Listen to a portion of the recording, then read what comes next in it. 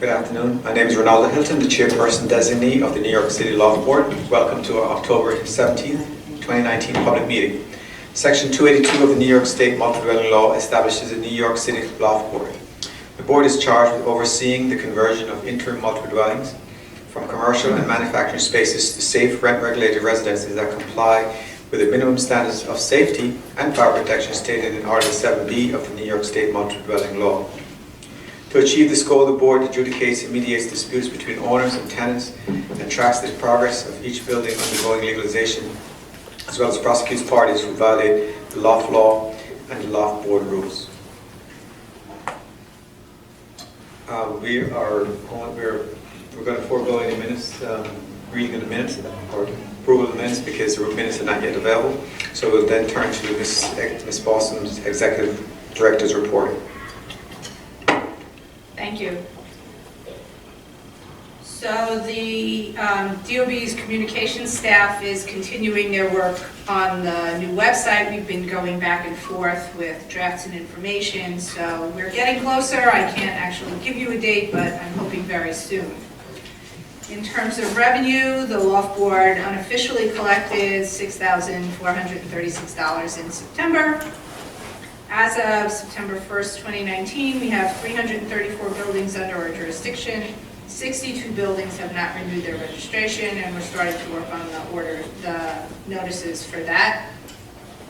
In litigation, I gave you a copy of a decision that's hot off the press. It just came down today. This is the decision in Bridge Associates of Soho.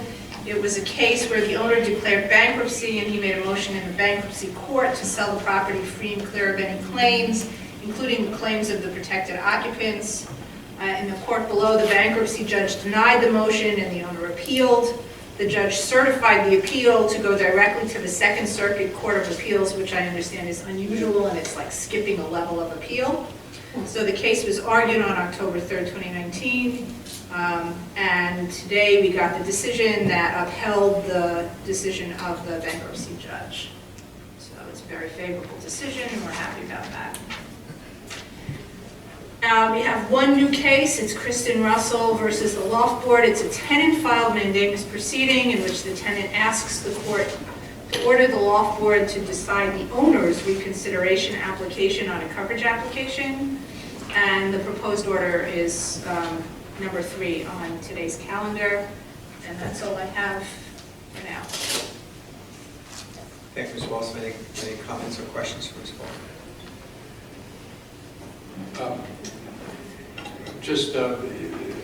Thank you for the update on the progress on the website. Obviously, it's unfortunate that it's taking as long as it is, and I'm sure you share my concern about that. But do you think the end of the year is a reasonable? Next month. Ooh. Yeah. Okay. I think next month is more in the ballpark. Okay. All right. Thank you. Helene, could you just clarify, you said unofficially collected, how much do you mean unofficial, meaning approximate, or when is it going to be official? Well, I mean, official would be like the revenue people stamp of approval, and we had decided when I was going to report the revenue that it would always be an unofficial report. Okay, so it's just the amount that we think we collected, right? Yes. Okay. And my last question would be, so we could expect some failure of owner to register cases in November? I'm not sure we're going to have enough time because they have a certain amount of time to answer once we send the notices. So we do have a meeting scheduled for December 5th, so we may put them on for that meeting. I would like to get them done before the end of the year. Okay. And that's It's a rules meeting, but right. You We know, have a special meeting on the 31st of October. correct. And in November we have 2 meetings. One. Just one. And then December 5th. Right. And we don't contemplate another meeting in December. No.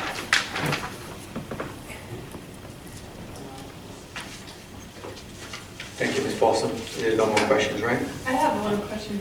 Are we going to do, is Loft Board stuff for the whole training about the new law?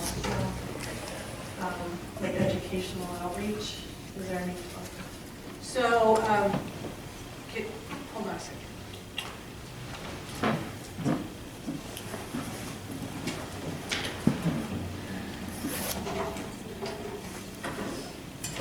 So because we are understaffed, we met with the DOB folks and the DOB community liaison offices who are supposed to be doing that, and I think they are actually coordinating with city hall folks.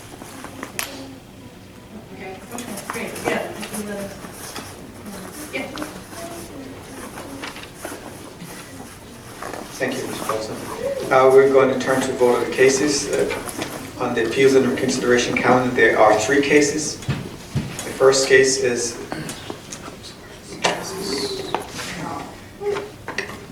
Sonal Industries, Inc. at 5860-60 Grand Street in Brooklyn. That docket number is AD0098.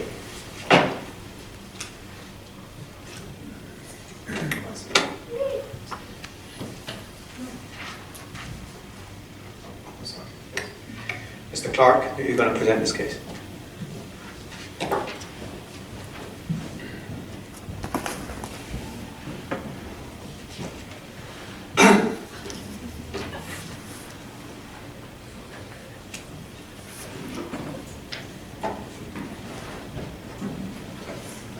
Thank you, Chairperson Hilton, board members.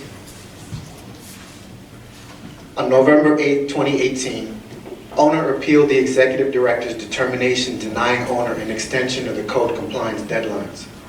On November 28, 2018, tenants on the first, third, and fourth floors of the building answered. Owner argues the determination should be reversed on 2 grounds. First, owner argues the executive director erroneously found the extension application was untimely.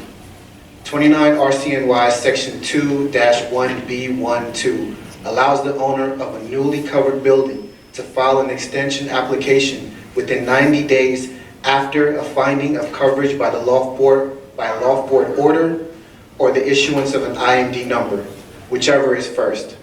On October 26, 2017, the loft board issued an order granting coverage for the first through fourth floors and denying coverage for the garage unit. The order also directed owner to register the building and the 4 units within 30 days of the mailing date of the order. Thereafter, the tenants of the garage unit filed a reconsideration application. On April 30th, 2018, because owner failed to register the building, the loft board issued an IMD number. Owner argues the reconsideration application filed by tenants of the garage unit told owner's time to file the extension application because the order was not final. However, owner did not file a reconsideration application contesting coverage, which is the only tolling mechanism in the extension rule. The order was final with respect to the first through fourth floor units, and owner was required to legalize those units. As owner failed to file the extension application within 90 days of the order, the application was untimely.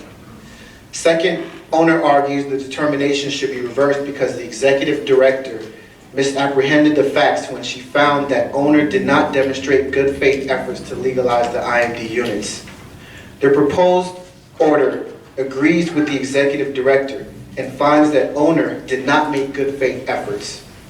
Owner failed to register the building and delayed in retaining the same architect it relied on during the coverage proceeding. Furthermore, owner's arguments that it could not proceed with legalization because the loft board did not issue a determination on the reconsideration application and that owner could not get access to survey the garage unit are unpersuasive because owner did not need access to the garage unit to legalize the covered IMD units. For the reasons stated, the proposed order before you today denies the appeal. Thank you, Mr. Clark. Do you have a motion to accept this case? Mr. Delaney. Is there a second? Thank you, Mr. Barrowitz.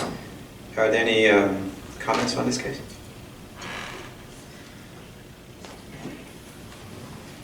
No comments? Then, Ms. Rivera, could you please poll the board members? Mr. Barrett. Yes. Mr. Delaney. Yes. Mr. Ms. Torres? Yes. Ms. Roseman? Yes. Chairperson Hudson? Yes. 5 in favor, 4 absent. Thank you.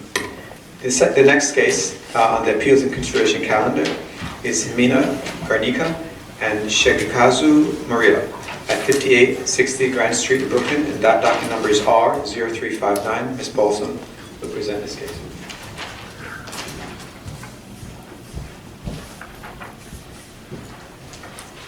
This is actually the reconsideration that Mr. Clark, reconsideration application that Mr. Clark just mentioned in his description of case 1. The tenants filed for coverage in March of 2014, and the Loft Board granted coverage to 4 of 5 units that had applied. On October 27, 2017, the board denied coverage to the garage unit because the unit lacked a window that faced onto a street or lawful yard or court. The tenants in the garage unit applied for reconsideration. The proposed order finds the unit should be covered because the 2019 amendments to the loft law eliminated the window exclusion. Pursuant to the law, the amendments apply to cases that are on appeal, so therefore lack of a window is no longer a bar to coverage. There were additional issues that the owner had raised in the underlying application surrounding the unit.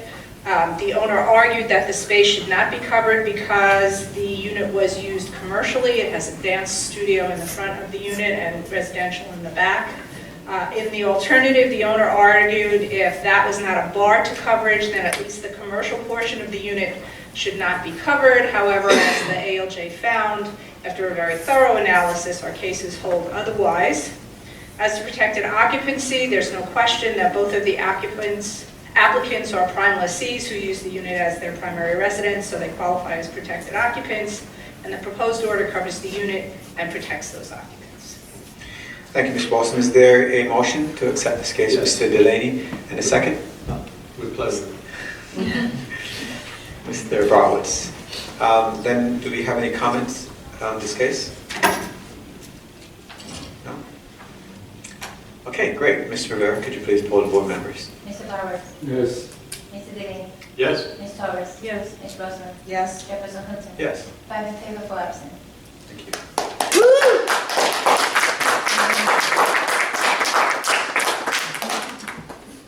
That makes the board members very popular.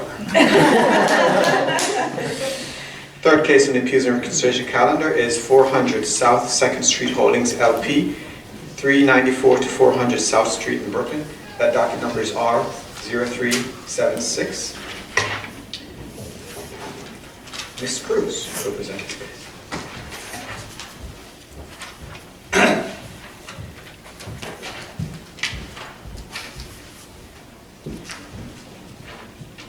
On March 21st, 2019, the Loft Board issued order number 4860, which among other things, granted Article 7C coverage to 8 units in the building and protected occupant status to the respective tenants. On April 26th of 2019, the owner filed a reconsideration application seeking review of the order.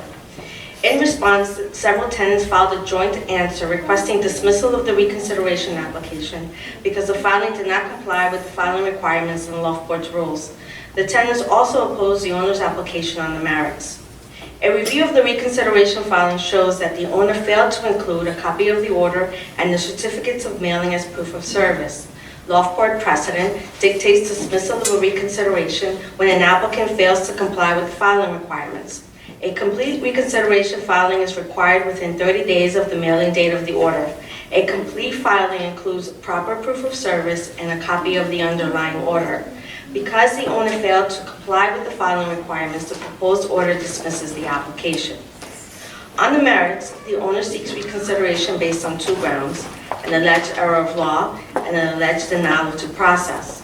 As to the first ground, the owner argues that the Loft Board erred in granting coverage because the tenants only proved residential occupancy during the window period for two units. However, a review of the record shows that the tenants proved that the 8 units granted coverage were residentially occupied during the window period. As explained in the proposed order, the record includes testimonial and/or documentary evidence of the residential use during the window period for each unit. Owner's arguments challenging the board's findings with regard to the protected occupant status of Ms. Russell, Mr. Baer, Mr. Small, and Mr. Cohen lack merit. As also explained in the order, the tenants presented evidence showing their units are their primary residence. As to the second ground for reconsideration, the owner indicated a denial of due process, but failed to explain the basis. The proposed order dismisses the application due to the owner's failure to comply with the filing requirements.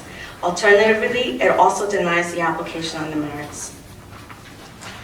Thank you, Ms. Cruz. Do we have a motion to accept this case? I'm going to go with Ms. President, and I suppose Mr. Delaney will be seconding. Now that I don't have a chance to move every case, Do you have any comments on this case?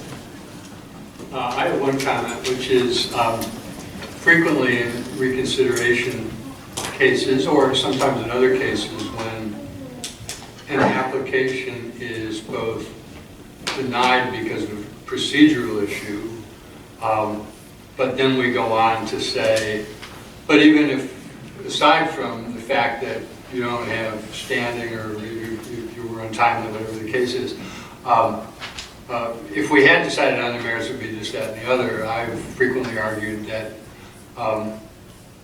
it's an expenditure of the board's energy to deal with the merits when they could just reject it on procedure.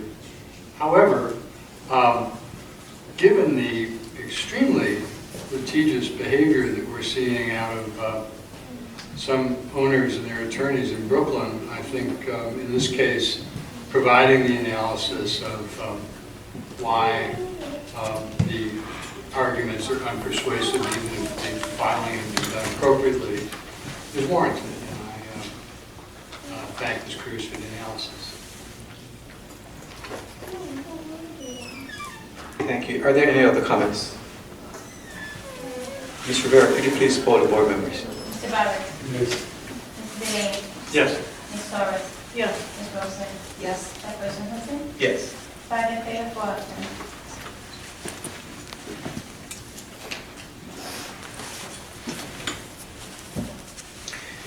Thank you. There are 3 cases on the summer calendar. Okay. There are 3 cases on the summer calendar. They are voted on as a group. These cases are Peter Hormone at 151 Kent Avenue in Brooklyn. The docket number is PO0096. Then we have Stephen Craig Doyle, 43-49 Bleecker Street in Manhattan, PO0098. And Sophie Oimi, 156-170 North 4th Street in Brooklyn. That docket number is TM0100. Is there a motion to accept these cases? Ms. Rosenberg. Is there a second? Mr. Borowitz. Great. Are there any comments on these cases? Absent comments, Ms. Rivera, could you please poll the board member? Mr. Barrett. Yes. Mr. Delaney. Yes. Ms. Torres. Yes. Ms. Wilson. Yes. Chairperson Hudson. Yes. 5 in favor, 4 absent. Pardon? 5 in favor, Oh, 4 okay. absent. Thank you. There are 5 cases on the master calendar. The first case is 26 BNDO LLC at 26 Bond Street in Manhattan. That docket number is LB0194. And Mr. Clark will again present this case.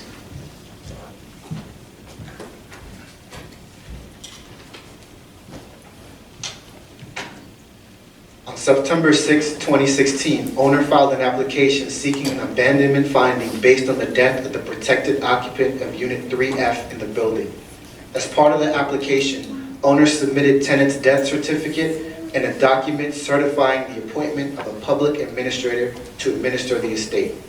The Loft Board transferred the application to oath, and at the inquest, owner presented documentary evidence including an agreement between owner and tenant's estate whereby the estate agreed to surrender to owner any and all rights and improvements that it has or may have with respect to the unit in exchange for $6,000. Owner also testified the agreement was a document used to purchase the improvements from the estate.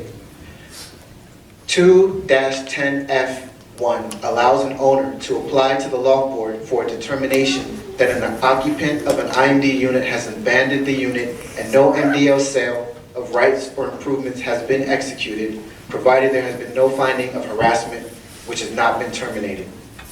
As a threshold matter for the abandonment finding, the board must first determine whether or not owner executed a valid sale of rights or improvements with the estate.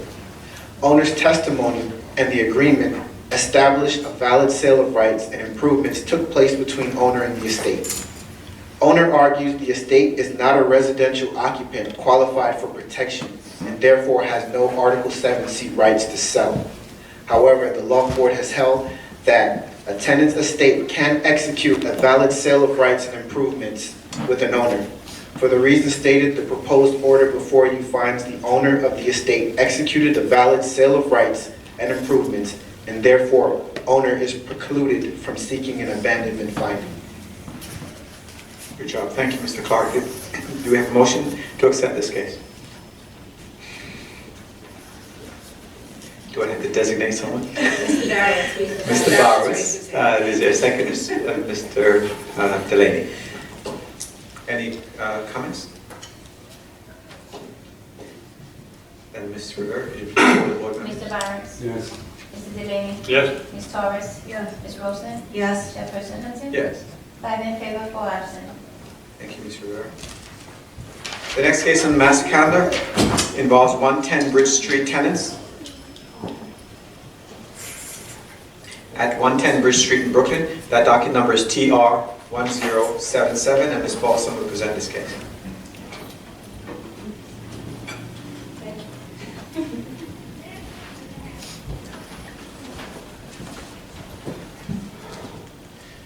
Six tenants filed for coverage of 5 apartments, 4A through 4E, and for POs, for protected occupancy status. The owner argued that the building contained 2 commercial tenants, non-alcoholic beverage manufacturers, and that their operations constituted inherently incompatible uses. The record shows that the uses fall into use group 17B as in boy. The proposed order finds the building and the units should be covered because the 2019 amendments to the Loft Law eliminated use group 17 from the inherently incompatible use exclusion. Pursuant to the law, the amendments apply to pending cases, and uses in use group 17 no longer present a bar to coverage. Owner also raised claims as to window period occupancy. As to unit 4A, withdrew the claim, but the other tenants are requesting a finding of coverage, and there was no question, there was an agreement that the unit was occupied during the window period. For unit 4B, the owner stated the prime lessee and his wife lived in Pennsylvania and used the unit for photo shoots during the window period. First, the claim is irrelevant because they had a roommate during the window period and the owner did not contest the roommate's occupancy during the window period, so clearly somebody was living there. And second, while the husband may have been in Pennsylvania a lot during the window period, the ALJ found, and the record supports, that the wife was at the loft more than half of that time. As to unit 4C, this unit contains an upper portion and a lower portion. The prime lessee resided in the unit from 1984 to 1993. Then he moved to another apartment. He kept the lower portion of the unit as a studio space and rented the upper residential portion to subtenants. There was no question that the sublessees were present during the window period. As to unit 4D, again, no question of residential occupancy during the window period. As to 4E, the owner alleged that the tenant resided in a rent-stabilized apartment in Manhattan during the window period. However, the testimony of several witnesses showed that he moved into the building in 2006 and still resides there. His brother actually lives in the rent-stabilized apartment in Manhattan. As to protected occupancy claims, for Unit 4A, there is no protected, the order does not find a protected occupant because the tenant withdrew the claim, but the unit is still covered. Owner, for Unit 4B, again, same thing, that they were living in Pennsylvania, but the record supports that the prime lessee uses the unit as a primary residence, so he is found to be the PO. The spouse is not a protected occupant, but has succession rights. For Units 4C, the record supports that the prime lessee uses the unit as a primary residence, so he is the protected occupant. For Unit 4D, the owner challenged the protected occupancy status based on the fact that the tenant is a foreign national here on a visa. The owner claimed the visa required the tenant to maintain a primary residence outside the country, and therefore he was barred from claiming this unit as his primary residence. However, the tenant is here on an O1 visa, an artist visa, and that type of visa does not require a primary residence outside the US. The tenant is the prime lessee who uses the unit as his primary residence, so the proposed order finds he's the protected occupant. As to Unit 4E, this tenant never had a lease. He was a sublessee of a portion of the space from the person who had rented 4A and then subdivided. The tenant never had a lease, but he is the residential occupant in possession of the unit, so the proposed order finds that he's a protected occupant. So to summarize, the proposed order recommends coverage for Units 4A through 4E, protected occupancy status for the prime lessees of 4B, 4C, and 4D, protected occupancy status for the residential occupant of Unit 4E, and a denial of protected occupancy status for the spouse of the occupant of 4B. Thank you. Thank you, Ms. Boston. Do we have a motion to accept this case? Mr. Delaney, is there a second? All right, thank you, Julie.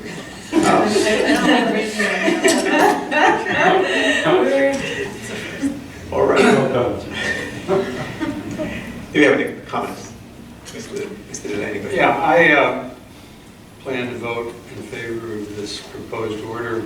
However, I would like to note that in the findings and conclusions rendered by Administrative Law Judge Fay Lewis, conclusion number 5 reads as follows. Unit 4B, occupied by Jonathan Weiss and Cynthia Van Elk, otherwise qualifies for coverage, otherwise relative to incompatible use.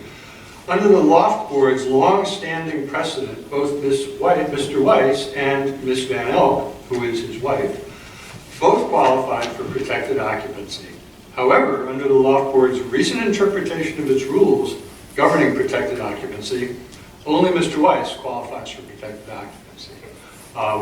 I have objected to this conclusion on the part of the board in the past, and just note that once again, we had a case, the second case on the agenda today, where both parties are primeless, are found to be protected occupants.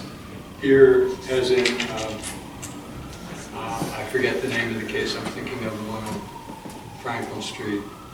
Schuss, in the matter of Schuss. I think that if people are married, live together in the unit during the window period, they should both be found to be protected occupants.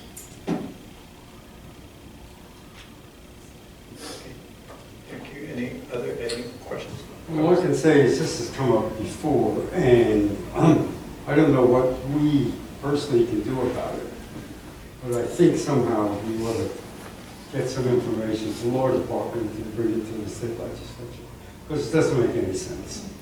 Well, this, if I could just comment, you know, the board has already considered the issue and has agreed to amend the protected occupancy rule to include coverage of spouses. Yeah, I mean, so Okay. that I think the board had already agreed to do, but we haven't Oh, changed the okay. rule yet, so, Okay, you know, we can't do anything at this point. okay.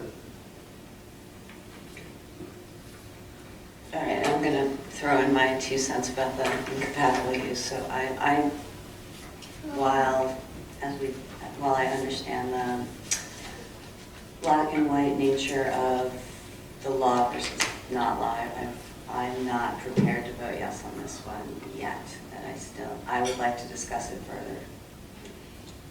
The incompatible use Yeah. issue? Yeah. Is it? Yeah. Well, it isn't an issue because the law changed. Okay, going forward. So I think discuss it it warrant, with? well, amongst ourselves, I would like to, well, we didn't discuss tabling it, but if I vote no, it automatically gets tabled till next month, right? So you'd like time to Yes. discuss it? Yes. Is there any discussion that, given the, in my view, unfortunate way we've started doing business over the past few years, where the staff takes the position that it won't discuss cases in public, Well, is there anything that, or the staff won't answer questions on cases in public, is there anything that the other 4 board members who are here today can discuss that would? Well, Be so beneficial. along the same lines of some of the other discussions that we've had, even with the upcoming cases, Mhm. since this is the first of its kind, since the law changed, It's the first of its kind ever. since this Right. is the first No, of there its was kind one. ever, I believe it warrants more review and discussion. I mean, you can certainly make comments as to your concerns here. It's just that you won't get any input from staff. So you're free to do that here, and then someone else can actually, another board member can address it if they wish. So we're not precluding you from saying stuff here. So can we just vote to table it? You have to make a The motion. chair could table it. So there's a motion on the floor, I get it, there's a motion on the floor. but So there's it's only already, 5 of us. yeah, we got you. So, And I then, mean, and then if, so at this after point- we vote, can we then vote to table it? no, you You just can't goes we back. just vote to table it? According to It just Robert's goes back rules. anyways. According to Robert's rules, So only the chair can I'm voting table. no and sending it back to discussion. So, Mr. Rivera, I'm sorry, there's no need to discuss any further. We're going to get, this case is not going to Okay. pass. Mr. Rivera? Mr. Barrett, Yes. We don't have a second. Oh, there was no Just a second. second. What do you mean? I second. Oh, we did, Yeah, okay. yeah. All right. Mr. Rivera? Mr. Barrett, Yes. Mrs. Delaney, Yes? Ms. Torres, Yes. Ms. Roseman, No. Chairperson Hudson, Yes. 4 in favor, 1 against, 4 absent.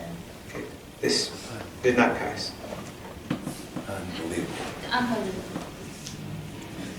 Why don't you have the discussion now Excuse so me, we get some excuse me, point of transparency on order, this? point of order, sorry. The next 3 cases, actually, is going to be down to 2 cases, because I have decided to table case number 9 at the request of a board member at West 28th Street Holdings LLC. That address is 40 West 28th Street, Manhattan, and the docket number is LE0653 and docket number RA0015. That case is tabled. The next 2 cases which will be voted on as a group from the master calendar are 35, because they're removal cases, right? 35 West 26th Street Realty LLC at 35 West 26th Street in Manhattan. That docket number LE0708 and RG0203. And 357 Bowery Partners LLC, 357 Bowery Manhattan, LE0713 and RG0206. Do we have a motion to accept these cases? Mr. Barnes. Is there a second? Ms. Frostman. Are there any comments on these cases? Mr. Delaney?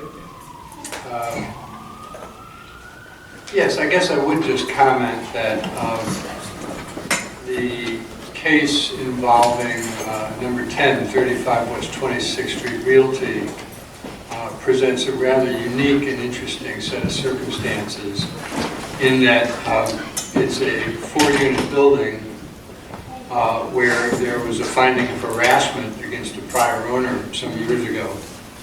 And the current owner brought the building up to code but never applied to terminate the finding of harassment. Therefore, we're setting the legal rent for 3 units, one of which is occupied by a protected IMD tenant, the other 2 units of which do not have a protected tenant in them, but will now have a regulated rent going forward. And I think this is the first time I've seen this occur. And I will be interested to learn more about the history of this building going forward. Thank you. Thank you, Mr. Delaney. Are there other comments on these two cases? It's not comments as a course of habit. I've recently put in buildings exiting and like to state for transparency how many units are protected and how many are just regular market rate. For these two cases? We said it during private. Sure. We did. You want a public? Yeah. Okay. So for 35 West 26th Street Realty, there were originally 4 units in the building. 1 was bought out, 3 are rent regulated. For the 357 Bowery Partners, there were originally 3 units. 1 was bought out and 2 were rent regulated. So 5 out of 7. Thank you. Do we have any other comments? Mr. Rivera, could you please poll the board members? Mr. Barros. Yes. Mr. Delaney. Yes. Ms. Torres. Yes. Ms. Rosen. Yes. Chairperson Hudson. Yes. 5 in favor, 4 absent. Thank you. So that concludes our section on cases, and we are going to take a very short 2-minute recess and then resume our discussion of the rules. We are back on the record. Ms. Balsam will lead discussion on the rulemaking. Okay, so we are on page 70 on line 21. So this is again part of the narrative statement rules. The board has actually already discussed this. So this is requiring the occupant who's filing an alternate plan to file a hard copy and an electronic copy with the loft board, as opposed to now where they have to file only hard copies. So it mirrors the section for what the owners have to do. So any questions or comments on that? It runs from line 70, line 21 on 70 to line 2 on 71. So I know we had agreed on this before, but why the hard copy if they're filing the electronic copy? Because not everybody is electronic, and it could be that some people won't be able to use a computer, so I feel that we still need a hard copy. But this says like file 1 hard copy and, 1 electronic copy. yeah, that doesn't really address. That's an interesting point. That my understanding of DOB now is we're moving towards paperless. I mean, I want to help make that happen too. So I would be very happy with paperless, but I'm very cognizant of the fact that not everybody in the world is computer savvy and can use computers and has email, etc. And But couldn't you can always obtain a hard copy from an electronic copy. with plans, it's not so easy. Right? I mean, I don't know the biggest that we could print them. Like if we want to copy plans, big plans now, we have to go to a special printer Right. somewhere else at DOB. So Should we invest in I'm just one? hesitant. I mean, if the board doesn't want the hard copy, I'm fine with that, but we should do it for the owners as well when they file their plans. So I was just wondering if it conflicts with, there's a law that city council passed, something about going paperless that you have to do by a certain amount of time. Well, if that's the case, then the law department will tell us when we submit these rules to them for approval. Okay. Well, you also need to still submit hard copies to DOB so they have something to actually stamp. Outside of DOB now. I know, But DOB now is most things now. What's that? I mean, it's most things except for architect. It's like structural mechanical. All right, no, I just raised it. I saw it says 1 and 1, so I just figured, her point's well taken. So, I mean, it's already gone past that. It's the same requirement for the owner.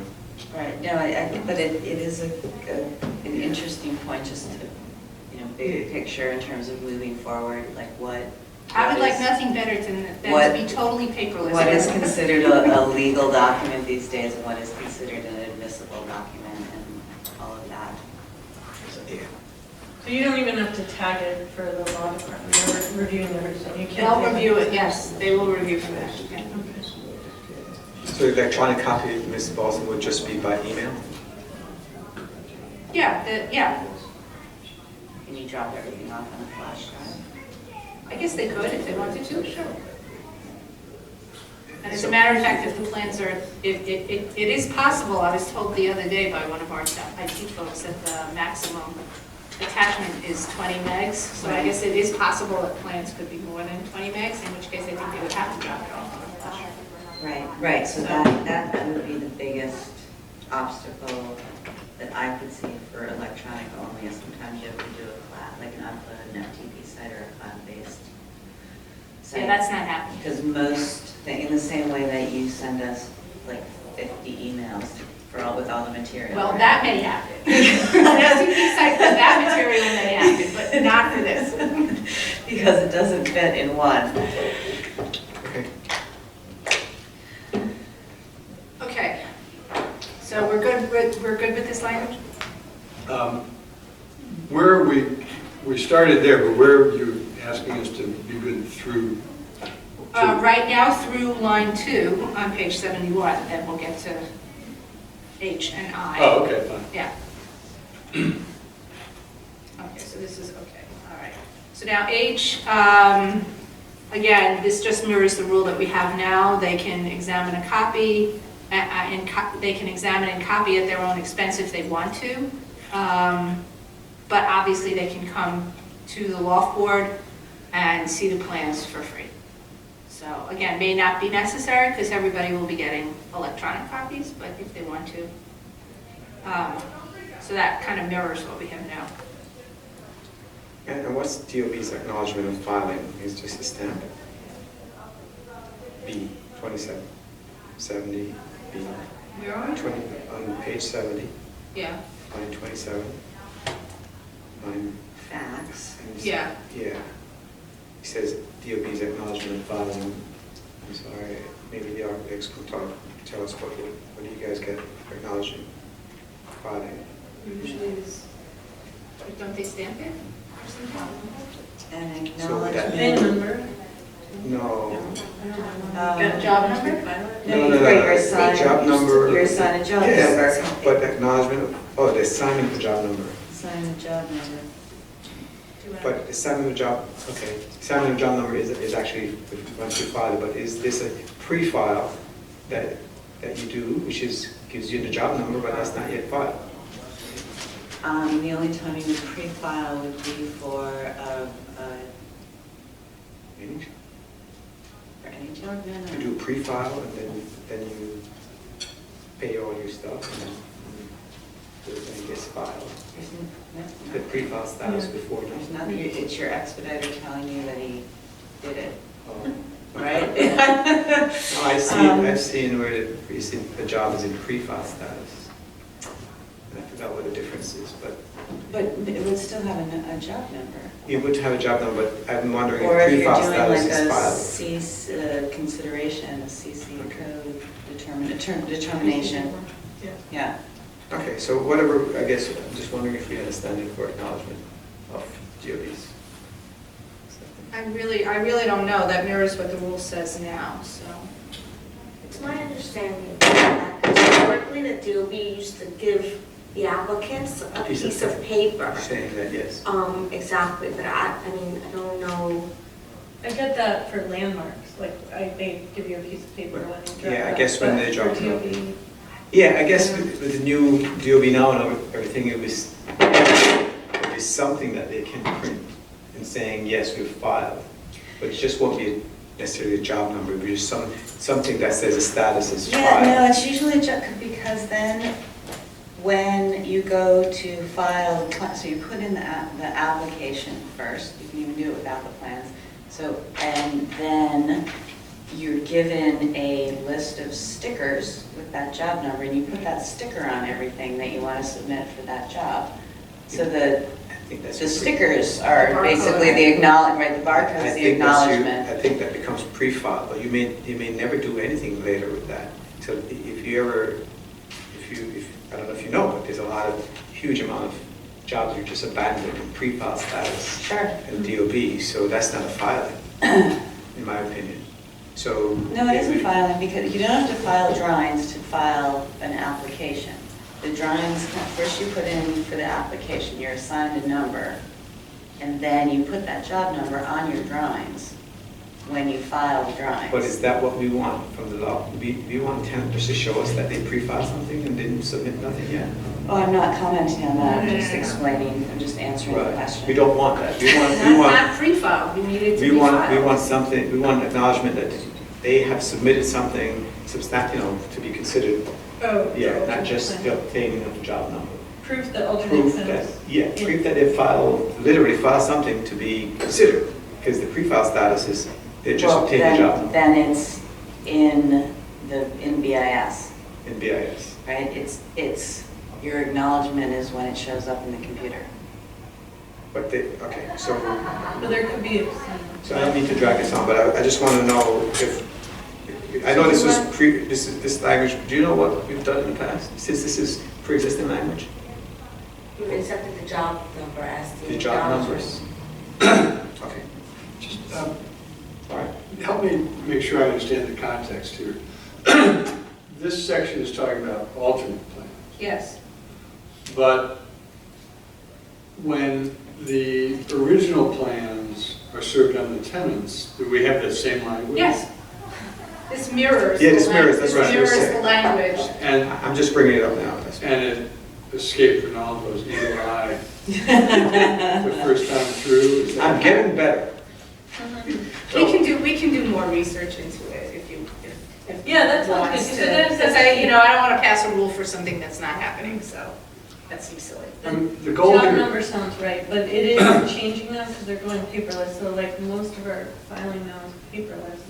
Yeah, and I know those that have come with receipts, right, with literally an email confirmation, right, that they've received your plans from DOB now, so, all right.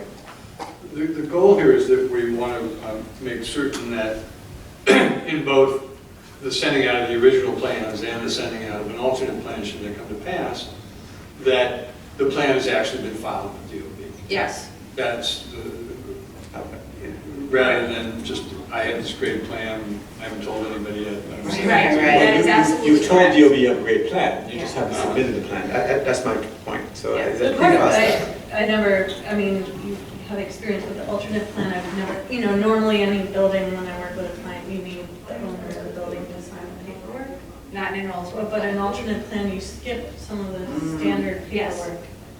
Well, I don't know, the owner doesn't sign it though. Owner doesn't. It's the same paperwork. Tenants have to Same say in paperwork. the Same paperwork. description, this is an alternate plan, this is a loft board building, Yeah. this is tenant, not for actual permit purposes. Right, it's a no work That's a application. no work application, exactly. Oh, so it's no more happen, so but there are physical plans? Yes, there will be physical plans, but So it we is a wanna- no work We application just want because to make sure then. their plans could never be approved. What would happen is that the board would say, assuming that the tenants are successful, the board would order the owner to change its plans. So the question for us to determine is at what point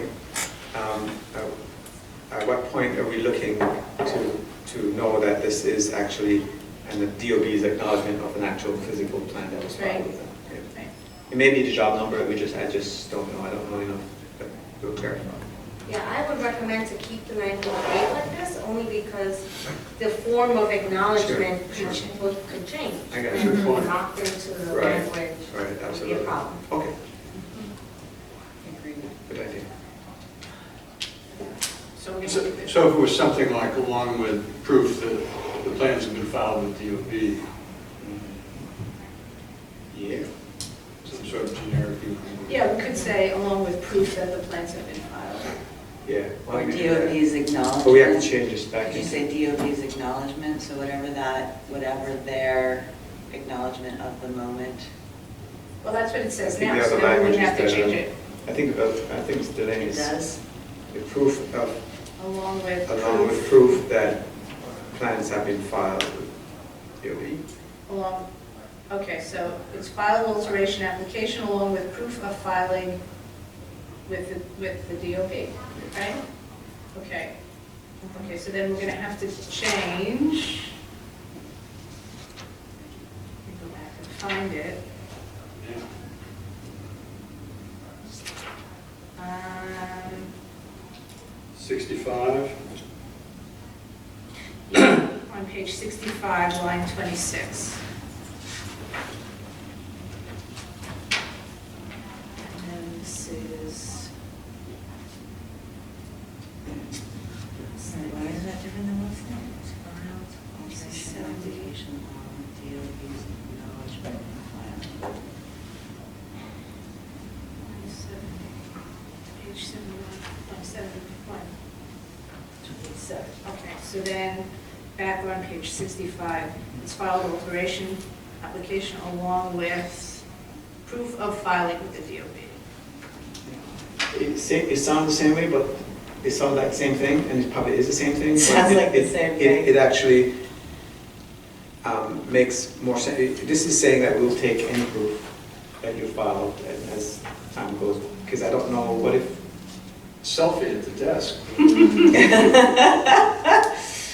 Well, actually, that's why Yeah, I think the way it reads now is better, because it says DOB's apostrophe acknowledgement of filing. So the only thing we'll accept is something from the DOB that says you filed, as opposed to, you're right, I mean, I know that was said in Oh. jest, but. no, but we wouldn't accept that, right?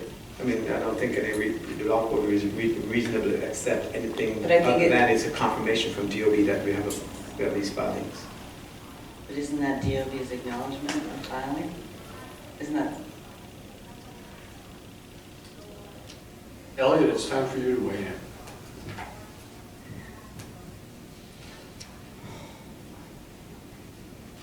I don't have a strong opinion about it either way. I don't think DOB will ever see issuing an acknowledgement. It might change the method of delivery or the type of acknowledgement, but there will always be some sort of acknowledgement. I can picture them rejecting it because they're like, what is this? But now that there's a cohort looking at Loft, like hopefully it makes its way to that group of examiners that understands an alt plan is the no work. Well, this is before. Well, is it Oh, filed, you mean- I'm sorry, is it filed and accepted or just filed? What does that mean? I don't understand the difference. Not everything you file is accepted. So what is Right, if it's acceptable? if it's Acceptable filing. incomplete, just like for us, if it's an incomplete application. So But then you is plans that, and proof that the plans and acceptable plans have been filed and accepted with the Department of Building. Yeah, sure, yeah. So how do you want it to read? I don't know why that has to be in there, but anyway, put it in. Because we don't want garbage, right? We don't want to feed the Loft board garbage. Say I dump something and we want to see something substantial, right? We don't want somebody to just say, I've given the Department of Buildings a set of plans and it turns out to be whatever, something the department has accepted. Not approved, accepted.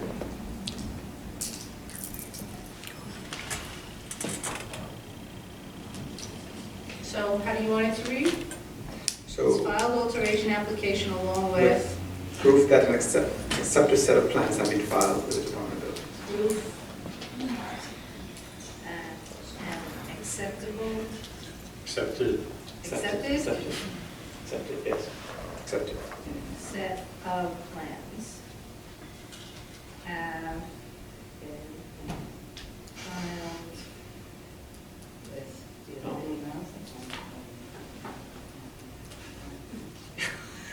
Okay, it's filed alteration application along with proof that an accepted set of plans have been filed with DOB. And it goes back, And it goes with both ends, yeah. I think, is it possible for you to check with? Yeah. DOB? Accepted means that the Department, DOB will make a determination that these plans are not bogus, correct?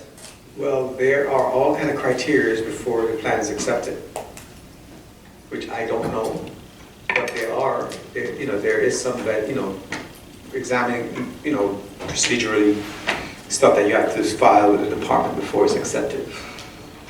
Has to meet certain criteria. I don't know what they are, but I just don't want that to be dumped at somebody's desk, somebody taking pictures, and, you know what I mean? It has to be something. Remember, they're not sending it to us. They're sending it to Department of Buildings and proving to us, to the Loft Board, that they've filed something that the Department of Buildings have accepted for examination. At this point for the tenant, for the alternate plan, is it approved yet? No, No. they have to clear their objections. Sure. And one of the objections would be that they need Loft Board certification, but we're not going to give them Loft Board certification, so they never actually get approval, but they just clear their objections. So if you could just stick to this language for now, and then I'll clarify and make sure that it's okay with the technical folks.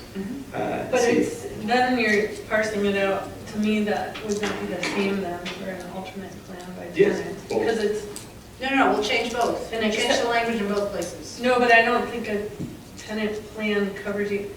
A landlord plan would need to have mechanical and plumbing and a lot of stuff Right. to be a complete Right. accepted. Right, No, and the necessarily, tenant, not necessarily, and the because tenant's you plan, can file those separately. whatever is acceptable to the department for the alternate. We've had narrative statement conferences on alt ones where they haven't done the mechanicals yet.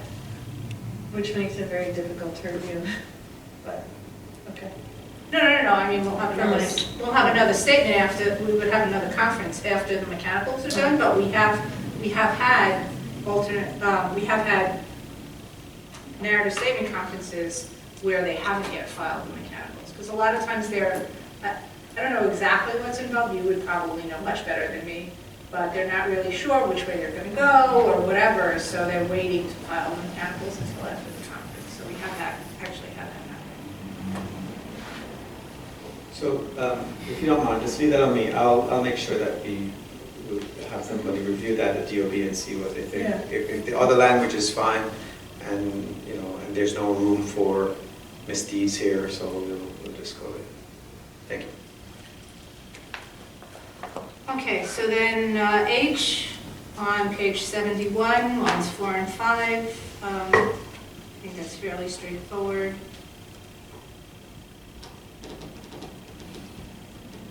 And I is in the same vein, it just sort of mirrors what we have now. So any questions on those? Just out of curiosity, do you happen to know what the current copying cost in section 101-03 of Title I. I actually had looked it up and I don't remember, but I can find that out. I assume I think it's something like, it's fairly expensive for the first couple of pages or something. It depends on how many pages. And it could be as high as $10 a page. It's fairly high. I think so, yeah, right? For plans, if you want a hard copy. Really high risk, but I have a Is note. is actually a How rule. much? $8 $8 a page? If you want the same page, some is additional $5. Yeah, it's actually by rule. I mean, it's not like they don't make this up. It's actually a fee rule, so we have that. I'm sorry. Yeah, no, I'm just curious. I'll send it to you, okay? Title I of the rules of the city of New York. And does that amount get revised from time to time? From time to time, yes, but usually not down. What they've done though is remove stuff. But Well, it should go down. It's now cheap, it's faster, things print faster, cheaper, everything's. Yeah, I can tell you that from most. Printing is a fraction the cost that it was 10 years ago. I can tell you though that for most fees at the city, you can't just like raise a fee or charge whatever you want. Like OMB, yeah. the management and budget comes in and talks to you and says, well, why are you charging this fee? What's the work involved in this? So it's not like you could just charge anything you want. Right. Maybe even to get rid of fees, they do that too. Right. So the city protects us. I mean, I think in the best of all possible worlds, it would all be electronic and everybody would just email everybody else and nobody has to print anything. But sometimes it doesn't happen that way, so we need rules. Okay, so J, which is on 71, page 14. So this is new language, it's a change. So it allows for late filing of an alternate plan if both sides agree. So it always said that if there's good cause, then the occupant could file. But if they both agreed, the owner and the parties, then we'll allow the late filing also. Because normally you have to file an alternate plan within a certain amount of time. We have cases on this. There have been cases where people didn't get notice or whatever, so they needed to file late. So we wanted to add that upon agreement of the owner and all of the affected parties, then there could be a late filing. Because we did have that situation come up and the rules were not flexible enough. So it adds a little flexibility. My question here was, we specified that that would be permitted either by order or administrative determination, is the language. What were you, yeah,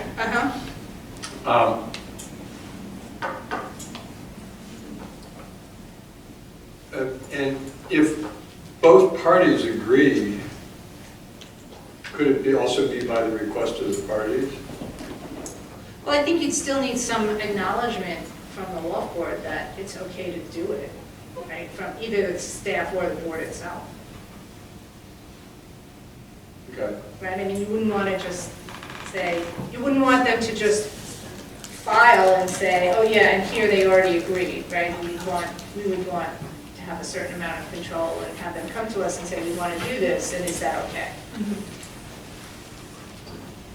So. When it says all affected parties, is that anyone in the building? Not. Yeah, it could be, it depends on what it's about, but yeah, it could be.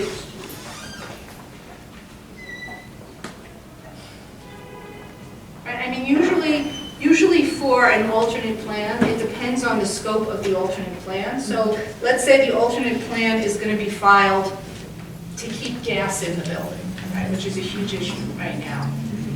That would be everybody in the building. But let's say the alternate plan is just, I want to keep my bathtub here as opposed to moving it there. That's going to be the owner, unless that move would affect another unit, right? So, but to have, I'm just wondering if consensus on every single person in the building is. well, it depends on what it is. I mean, well, you might want that though, right? If somebody's you could have a building that's going to move forward with legalization, and you've had 15 tenants in the building say okay, and then the 16th shows up out of nowhere and says, hey, wait a minute, and I want to file late. Well, maybe those 15 people don't want them to file late, and they should have a right to know that. Right? Because that's going to hold up their legalization of their units. Scenario where there's someone living there and they have no interest in applying for coverage, so even though they're supposed to. So, well, these are buildings that are already, these are, right, I mean, these are units that are covered and they're protected occupants, so that's who's filing the alternate plan. Somebody who is not covered isn't filing an alternate plan. But they're affected. The filer. Like, oh, yeah, they could be, yeah, like they could be affected. Yeah, commercial space, yeah. Affected, someone living in a. I would say if it's a building-wide issue, then yes, it could be. But you want to make sure that the notice gets there, though, don't you? Well, I like notice, but to have every single person check off when they're not. No, it's only the parties that would be affected by the alternate plan. Right. And who that's going to be is going to depend on the scope of the alternate plan. And who determines who the affected parties are? Well, usually it's the people that are filing the alternate plan, but we could review it and say, we think you should serve this person too, and they do. So.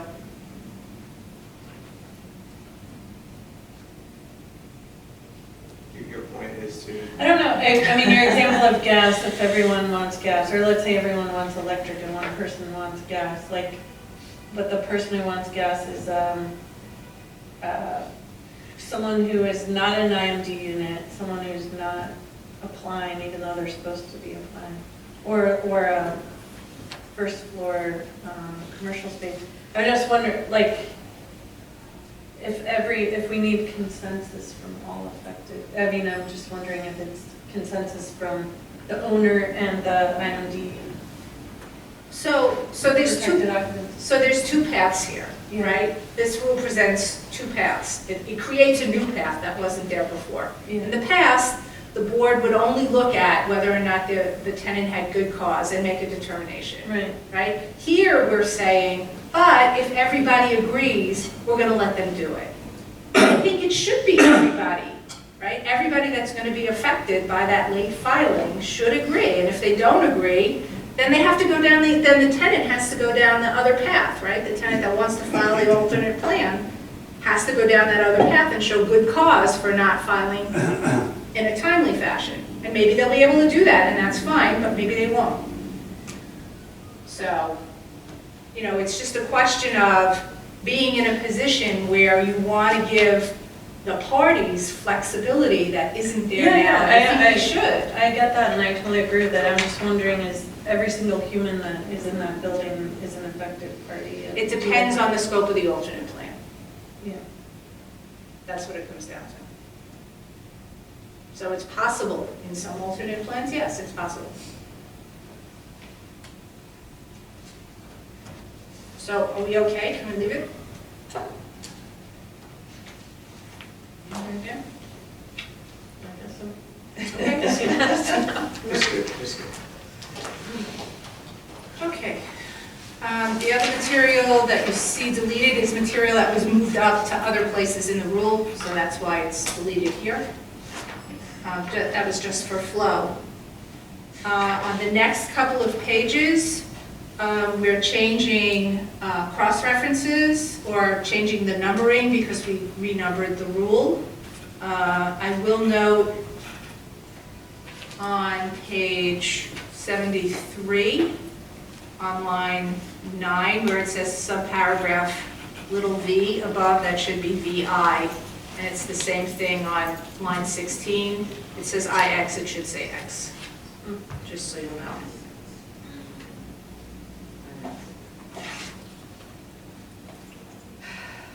Because we had to add a section, so everything's going up one. So 13 is now, 13?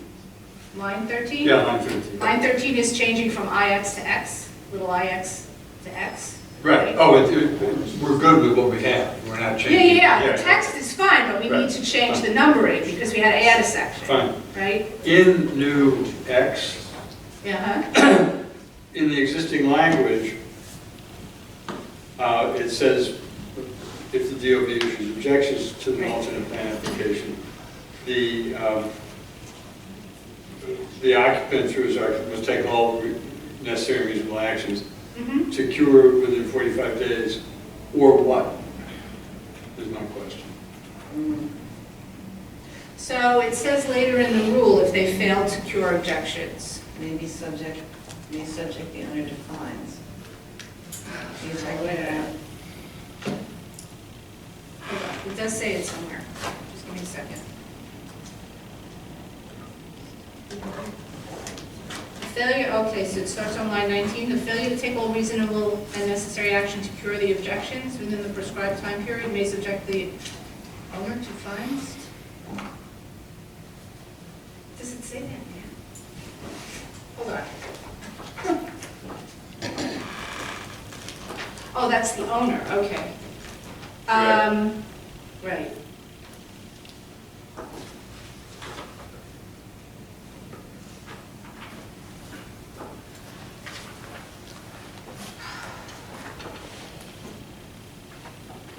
That's a good question.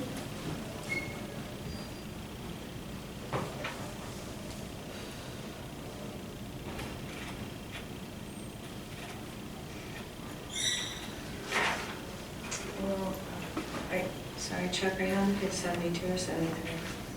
72, line 16. Okay, so if you look at Yes. if you look at page 74, line 1. If It an says the occupant- same thing. If an occupant's alternate plan has been filed in the 45-day calendar period provided in paragraph 9, which should now be 10, right? So I'm going to change that.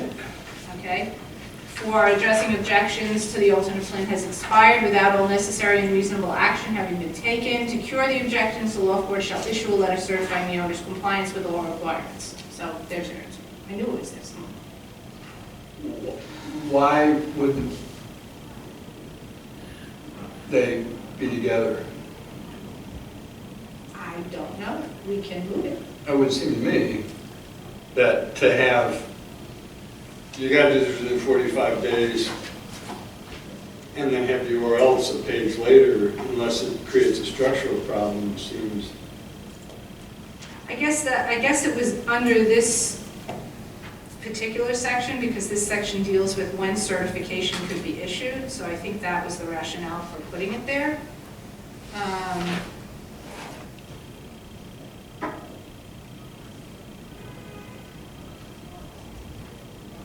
That would be my comment as to that. But we can move it if you want to move it. I'm okay with that. Or God help me, we could cross-reference. Well, one way around that would be to take the language and provide it as outlined in below.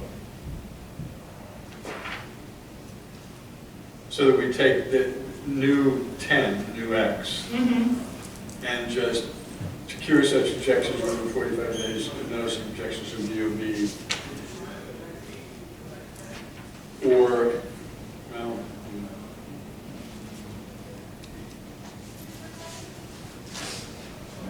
it's not writing poetry. No, I mean, we could add a line there that says failure to cure the objections, to take all reasonable and necessary action to cure the objections.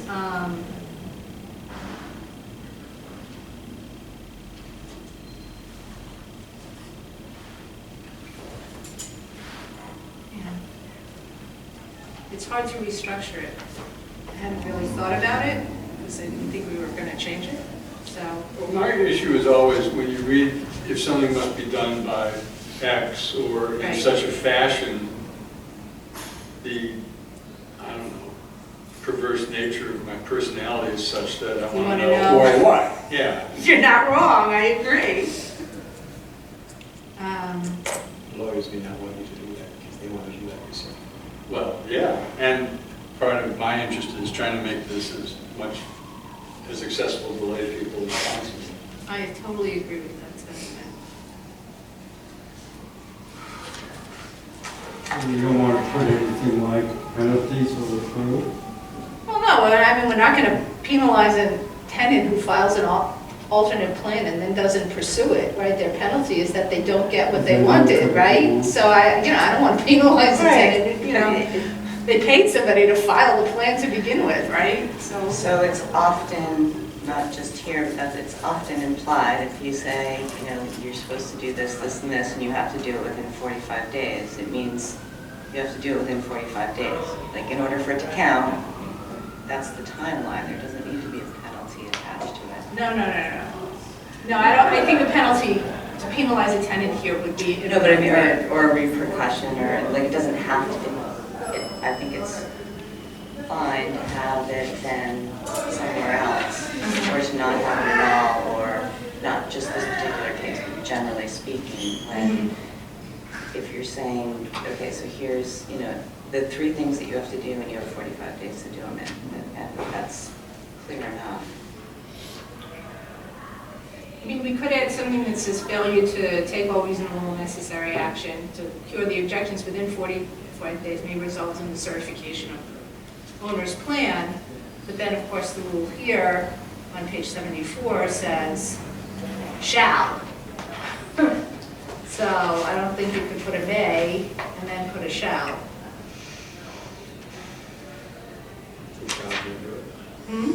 Well, we could put a shall, but then you have it twice. And do you want to have it twice? It makes, I understand the rationale for putting it here.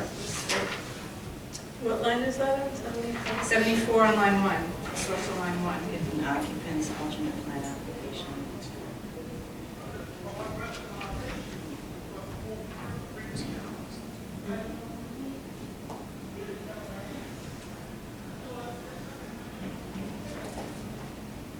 I mean, honestly, we have so much rulemaking to do. Do we need to do this in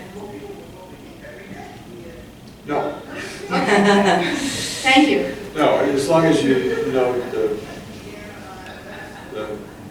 Here sometime. if we have an opportunity to make it clear, we don't. Okay.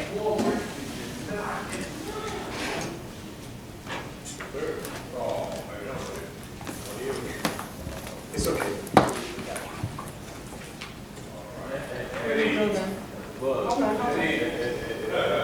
You know?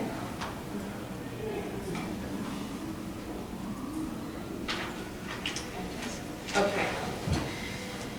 So then, beginning on the bottom of 73, where it says Law Board Certification of the Legalization Plan, so there are some font changes, basically. So, because I'm sort of OCD with that, so, it should be in italics. It wasn't in italics, so I want to change them to italics. So the A is changed to italics on the next page. The B is changed to italics. So those changes follow through, right? So on 73, 74, on 75, we need to change the rule numbers again, little subsections, bump everything up a number. And same on 76, 77, 77. On 77, on line 6, I just want to note that we're changing our cross-reference to chapter 1 there, and actually on line 19 also. So that's not a font change, that's changing the cross-reference to the new rule in chapter 1. On page 77? 121. Yeah, from 106 to 121. 106 is becoming 121, theoretically.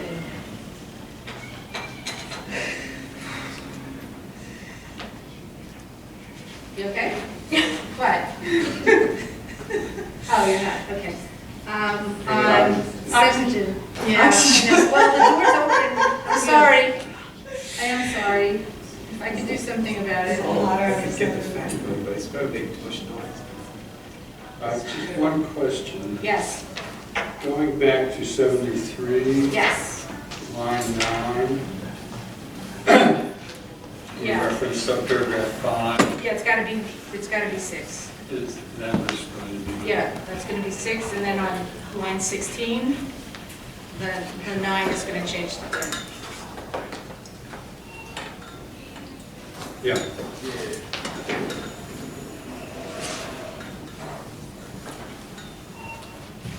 Okay. 74 becomes 11. 74, it becomes, wait, on line 2, 9 becomes 10. I'm sorry, where are you, Ms. Barrows? 74 line 2. 74, line 2, 9 becomes 10. IX becomes X. Okay, 10. Okay. I have to double check on line 22, there's another reference there. So let me double check that. Is that a good setting? Is that? Can you go down?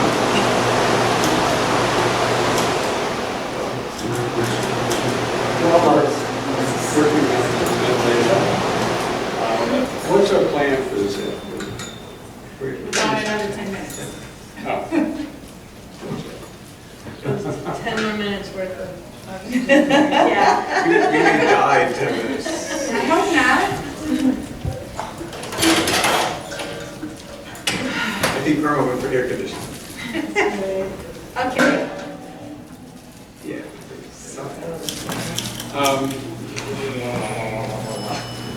Just speak louder, Mike.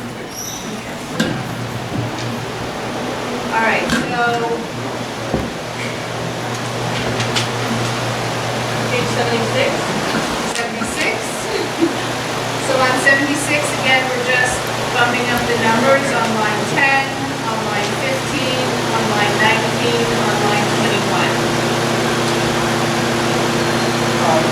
Throughout this section, we use the term, throughout this section, we use the term loft board. And last go-round, last meeting, we spent a long time changing things to just board. Is that consistent with where we are here? No, and I will make those changes. I think she understands. Yeah, where to pay. Huh? Isn't it better than where to pay? I couldn't miss Can you hear me over there?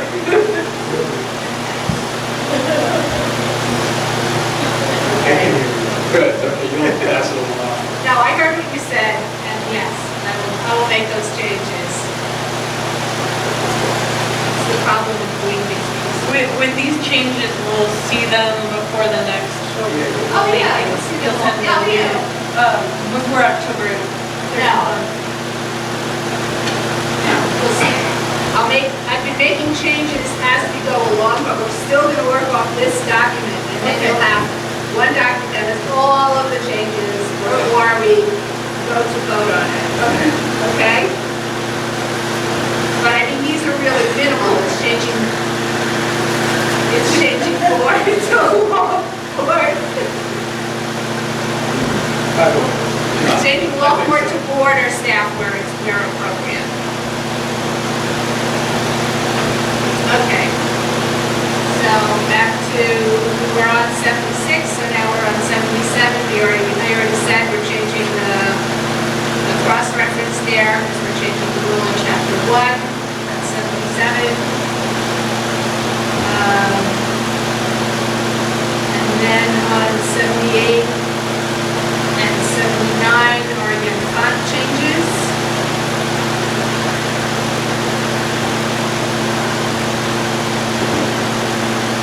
And on 80 and 81, and that's probably where we should stop today.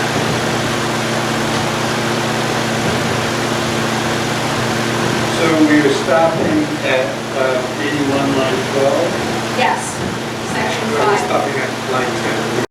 We're going to pick up at 12, yeah. Do you, is there a spot where I see LONO used for, Right, letter of no objection? right. Does it clearly define that in the definitions, or, because I myself don't use the term LONO for, Well, no, an LNO is not ours, ours is LONO. And it is defined on page 6, line 4. Page 6. Page 6, line 4, letter of no objection, LONO, means board certificate issued or responsible party authorized to work in non-IMD space. I can put it, if you want, I can add it to the title of 78, line 17, where it says requirements. Good. Oh, actually, it probably has it at the beginning.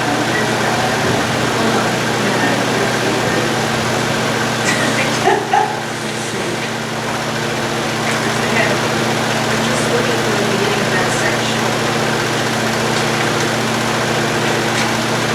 Okay, so if you look on page 78, on line 6, where it says 4, requirement for letter of no objection, I can put LONO there if you want, okay? yeah, I think in parentheses there, because even for architect, it's not like LOL or something. Yeah. You know, it's not like a. Yeah, yeah, okay, yeah, I'll put it there in parentheses, I think that's a great idea. Okay. Oh, actually, it does say it on line 10. But That's it fine. belongs earlier. Yes. 6. Yeah, I'll put it, And then take it out of line. take it out. I will do that. Well, it should be a LONO, right? I have to take out a letter of no objection. Yes, It says yes. project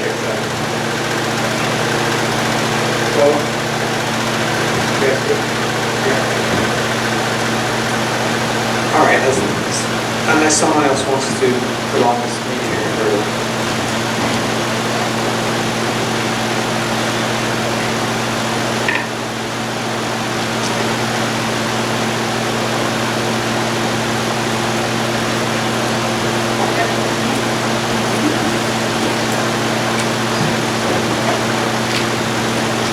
So this will conclude our October 17th, 2019 Loft Board meeting.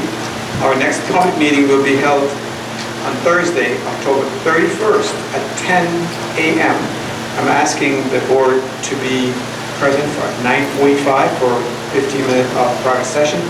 But our public meeting will begin at 10 a.m. on October 31st for rules at 22 Reed Street, Spectre Hall, right here. Board